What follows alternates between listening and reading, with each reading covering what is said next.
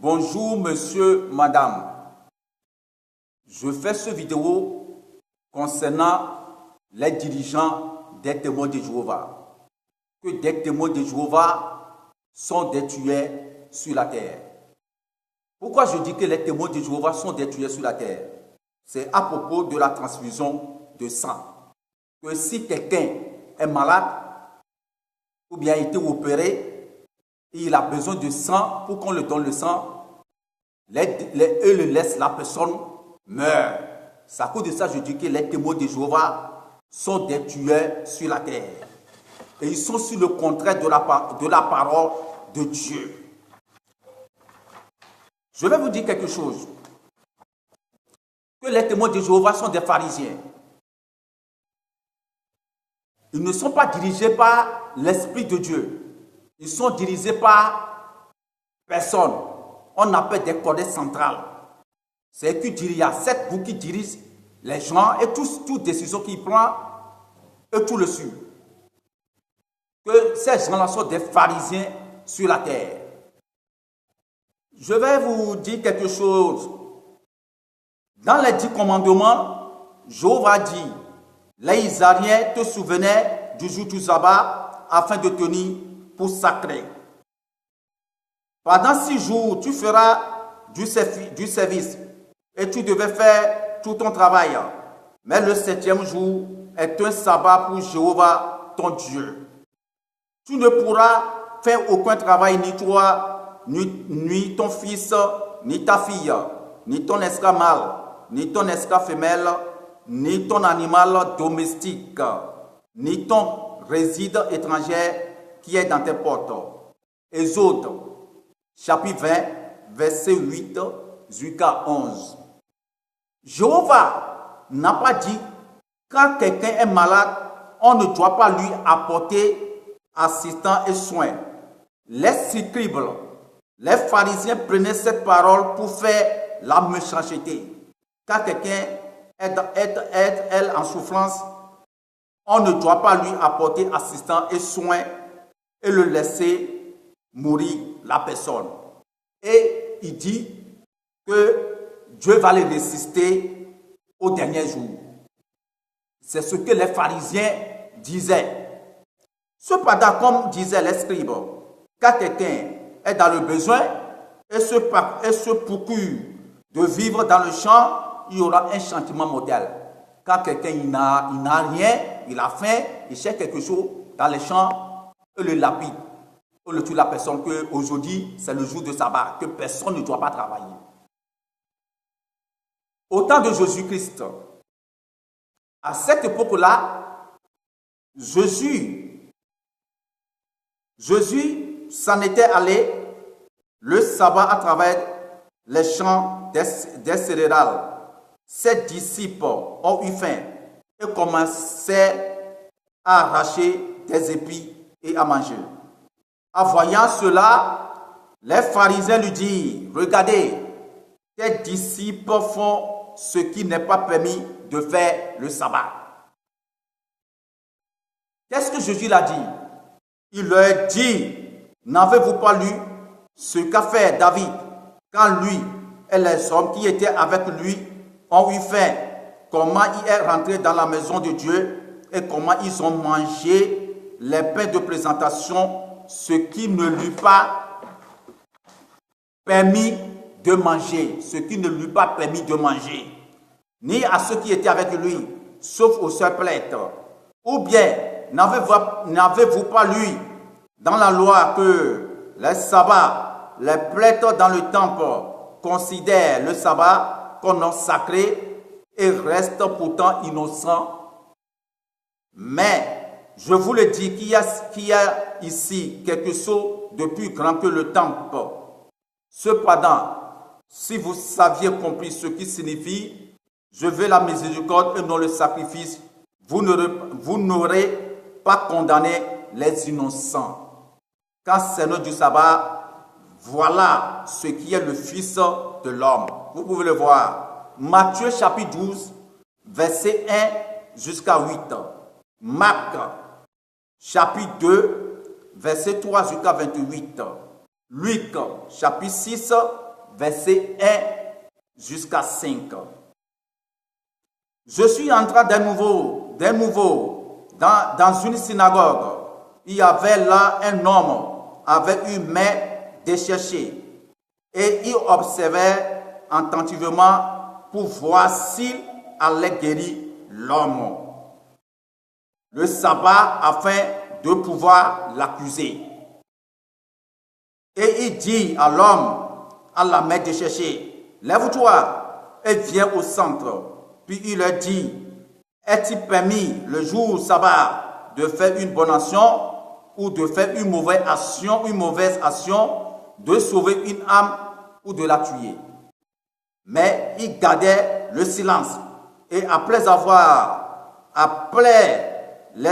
regardés, la ronde avec indignation profondément affligée de l'insensibilité de leur cœur, il dit à l'homme, tends ta main. Et il attendit, et sa main fut rétablie. Là-dessus, les pharisiens sortirent et aussitôt se mirent à tenir conseil contre lui avec des gens du parti d'Hérode afin de le détruire. Ils ont fait un réunion pour le détruire Jésus. Marc chapitre 3, verset 1 à 6. Matthieu 12, verset 9 jusqu'à 14. Luc 6, verset 6 jusqu'à 11. Luc 14, verset 1 jusqu'à 6. Pourquoi je dis que les témoins de Jéhovah sont des tueurs? On doit continuer. Dieu a dit à Noé et ses fils avec lui, tout animal qui se meurt et qui est vivant pourra vous servir de nourriture, comme pour la végétation verte. Oui, je vous donnais tout cela, seulement la chair, avec son âme. Son sang, vous ne devez pas le manger. Jéhovah dit que le sang, il ne doit pas le manger. Vous ne devez pas le manger. Vous pouvez le voir, Genèse chapitre 9, verset 3 et à 4. De même paroles que Dieu a dit à Moïse, que tu diras, fils d'Israël, de ne plus manger le sang des animaux et les animaux qui sont morts. Lévitique chapitre 17, verset 10 jusqu'à 15. Au temps des apôtres, il y avait une discussion qui s'est arrivée sur des frères, problème de circoncis selon la coutume de Moïse. Quand les apôtres et les anciens sont rassemblés pour examiner cette affaire, ils ont dit, quand l'Esprit Saint et nous-mêmes avons jugé bon de ne pas vous ajouter d'autres fardeaux, si ce n'est ces choses-ci qui sont nécessaires, vous abstenir des choses qui ont été sacrifiées aux idoles et du sang, et ce qui est tout fait, et de la fornication. Si vous gardez soigneusement de ces choses, vous prospérez, portez-vous bien. Il y a eu une discussion qui s'est passée au temps des apôtres, problème de circoncis.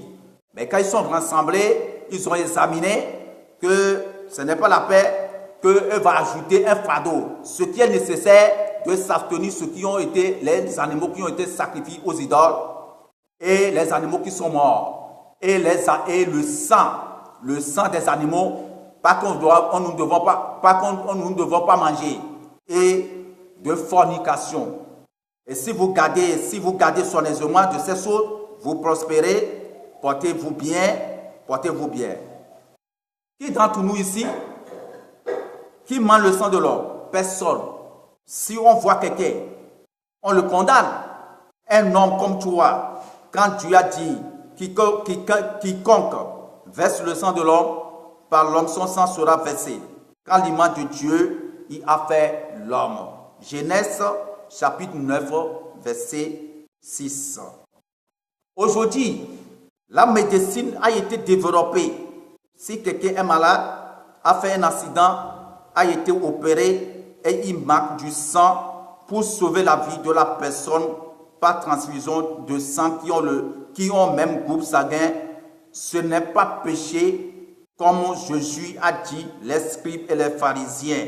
Est-il permis le sabbat de faire une bonne action ou de faire une mauvaise action, de sauver une âme ou de la tuer? Nous devons sauver l'âme de la personne. Si quelqu'un est en danger et il manque de sang, on devrait lui donner le sang pour sauver la vie de la personne. C'est ce que Jésus a demandé. Jésus a demandé. Qu'est-ce que Jésus a demandé? Il a dit, est-il permis le sabbat de faire une bonne action ou de faire une mauvaise action, de sauver une âme ou de la tuer? C'est cette question que Jésus a demandé à les pharisiens. Alors Jésus parlait à ceux qui étaient versés dans la loi et aux pharisiens et dit, qui parmi vous, si son fils ou son taureau tombe dans une puits, ne la retirera aussitôt le jour du sabbat? Et il ne fut pas capable de répliquer cela.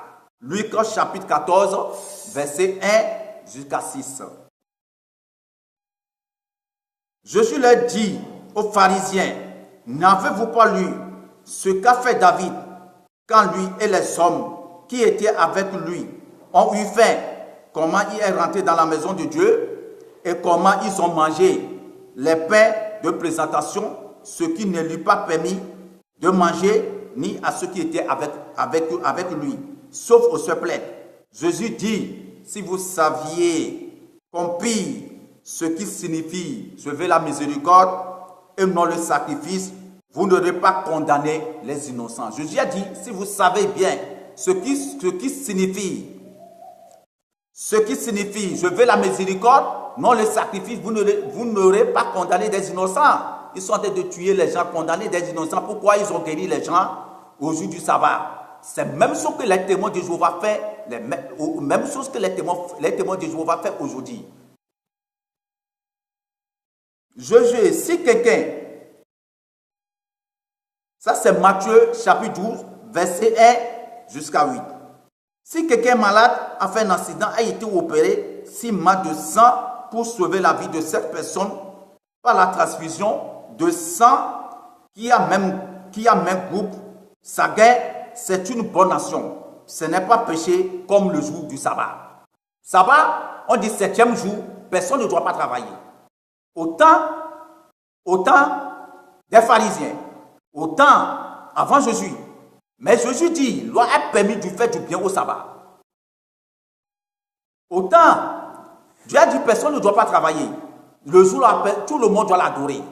Mais si Dieu n'est pas dit, si quelqu'un est malade, on ne doit pas lui assister, le soigner. C'est l'esprit qui prenait ses paroles pour faire la méchanceté et tuer des gens. C'est le même cas des témoins de Jéhovah aujourd'hui. Par exemple, si c'est vous, les dirigeants des témoins de Jéhovah, ou bien c'est vous les témoins de Jéhovah, qui étaient là dans le temps de Jésus, et vous savez bien que le 7e jour est un sabbat pour Jéhovah, ton Dieu, que personne ne pourra pas faire aucun travail, ni toi, ni ton fils, ni ta fille, ni ton esclave mâle, ni ton esclave femelle, ni ton animal domestique, ni ton résident étranger. Et vous voyez, Jésus guérit des malades le jour du sabbat pour sauver leur vie. Et vous voyez, il entre dans le champ avec ses disciples et arrache des épis et à manger. Et Jésus dit, si vous saviez compris ce qui signifie, je veux la miséricorde et non le sacrifice, vous n'aurez pas condamné les innocents. Vous aurez le condamné parce qu'il sauve la vie des gens. Par exemple, c'est vous, si c'est vous, les dirigeants des témoins de Jéhovah, ou bien vous les témoins de Jéhovah, qui est dans le temps de Jésus, et Jésus guérit les gens au sabbat. Vous voulez que Jésus dit, si vous saviez compris ce qui signifie, Dieu dit, je veux la miséricorde et non les sacrifices, vous n'aurez pas le condamné les innocents.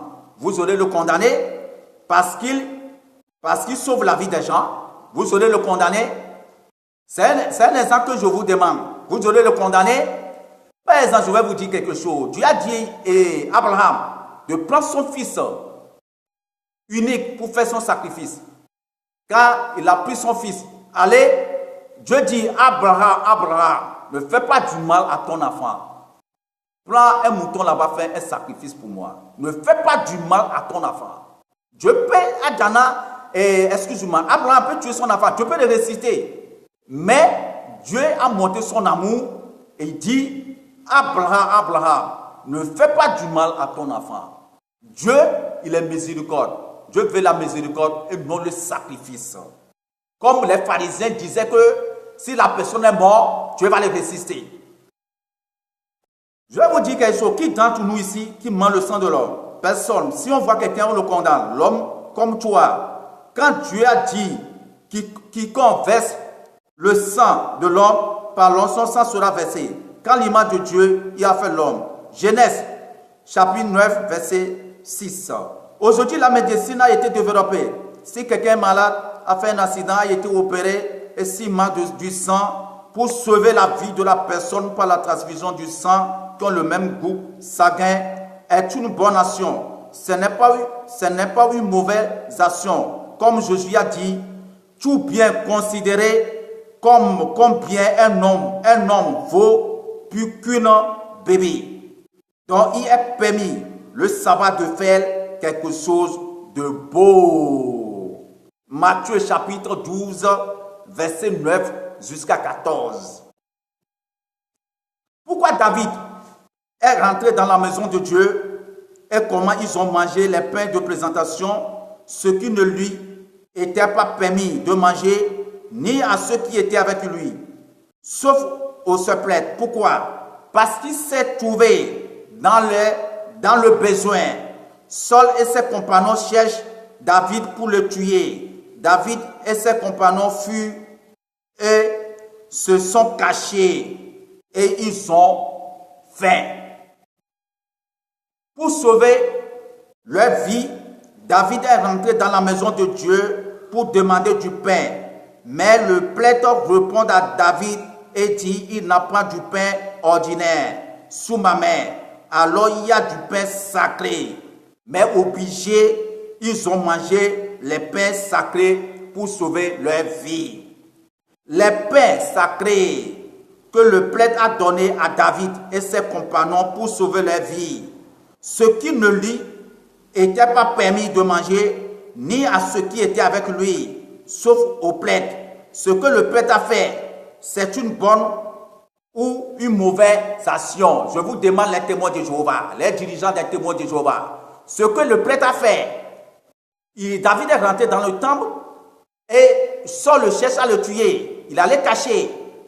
Ils ont fait avec ses compagnons. Il est rentré dans la maison de Dieu, il a demandé du pain ordinaire. On dit il n'y a pas pain ordinaire. Mais pain sacré qui est là, personne ne doit pas manger, sauf au prêtre. Ce qui ne lui a pas permis de manger avec ses compagnons. Mais le prêtre a donné ce pain pour sauver leur vie. Ce que le prêtre a fait là, c'est une mauvaise ou bien une bonne action. Répondez-vous les dirigeants des témoins de Jéhovah. Répondez-vous les dirigeants des témoins de Jéhovah. Je vous adresse ce message. Vous les témoins de Jéhovah, les dirigeants des témoins de Jéhovah, les collèges centrales. Parce que vous êtes sous le contrôle de la parole de Dieu. Vous êtes des scientifiques et vous tuez des gens sur la terre. Jésus a dit, si vous saviez compris ce qui signifie, je veux la miséricorde et non le sacrifice, vous n'aurez pas condamné les innocents. Aujourd'hui, la médecine a été développée. Si quelqu'un est malade, a fait un accident, a été opéré et il marque du sang pour sauver la vie de la personne par la transfusion de sang qui ont le même groupe sanguin, c'est une bonne action. Quand Jésus a dit, Dieu veut la miséricorde et non le sacrifice. Vous en train de tuer les gens sur la terre et vous dites que s'il est mort, Dieu va les ressusciter. Dieu veut la miséricorde. Il ne veut pas le sacrifice. Il ne veut pas le sacrifice. Ce que je peux vous dire, vous les dirigeants des témoins de Jéhovah aujourd'hui, c'est pour changer. Changez votre comportement. Vous êtes arrogant sur la terre. Dieu n'est pas arrogant. Dieu n'est pas arrogant. Vous êtes des scientifiques. Tous les prophéties que vous avez annoncées, aucun prophétie n'est jamais réalisé sur la terre. Vous dites quelque chose, demain vous changez. Vous dites quelque chose, demain vous changez. Vous n'avez qu'à changer votre comportement. Moi, je suis un esclave de Dieu. Je demande à tous les gens qui sont témoins de Jéhovah de rejoindre esclaves de Dieu pour qu'on puisse adorer Dieu ensemble. Quittez dans cette religion. Vous n'êtes pas témoins même. Témoins, ce sont les apôtres qui sont témoins. C'est eux qui ont vu. Ce qu'ils ont vu, c'est ce qu'ils ont écrit. C'est ce qu'ils ont écrit. Ce qu'un témoin a vu là, c'est ça il écrit. C'est ce que nous avons su aujourd'hui. Vous n'êtes pas témoins. Témoins que vous dites là, vous êtes sur le contraire. Ce sont les apôtres qui ont témoins. S'ils sont témoins, ils ont vu tout ce qui s'est passé au temps de Jésus. Et ils ont écrit. Vous n'êtes pas témoins. Vous n'êtes pas témoins. Je vous demande pardon de rejoindre esclave de Dieu. Esclave de Dieu dit ce que Dieu dit de dire. Il ne dit pas autre chose. Il ne dit pas autre chose. Les dirigeants des témoins de Jéhovah sont des tueurs sur la terre. Il dit beaucoup de trucs qui n'est jamais réalisé sur la terre. Moi, j'étais témoin de Jéhovah avant.